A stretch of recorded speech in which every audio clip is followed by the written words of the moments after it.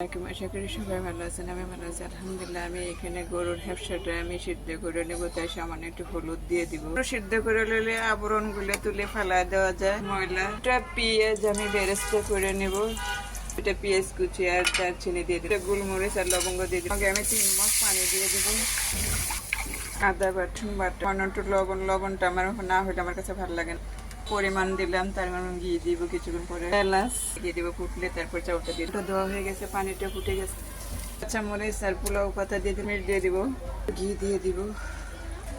আবরণগুলো আমি টাইনে উড়েছি, এটা রাবারের মতো প্লাস্টিক, ভালোভাবে পরিষ্কার করে আবার রান্না করি। টুকটা দারচিনি, 4-5টা এলাচ আর পেঁয়াজ, গোলমরিচ, বাটা আমি পানি দিয়ে মিশিয়ে এখন দিয়ে দিব।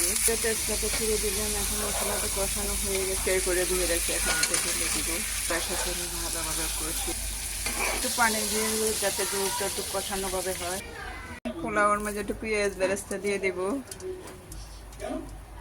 এটার মাঝে আমি পেঁয়াজ বেরেস্তা দিয়ে দিব একটু।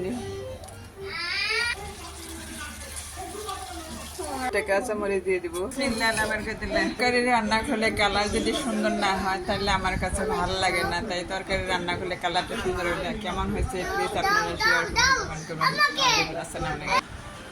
ওদের জন্য দোয়া করবেন। আল্লাহ হাফেজ।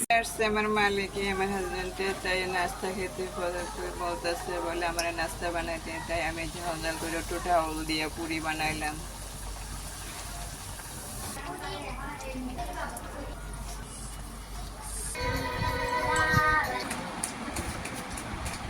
নাস্তা বানাই দিয়েছি, খাওয়া।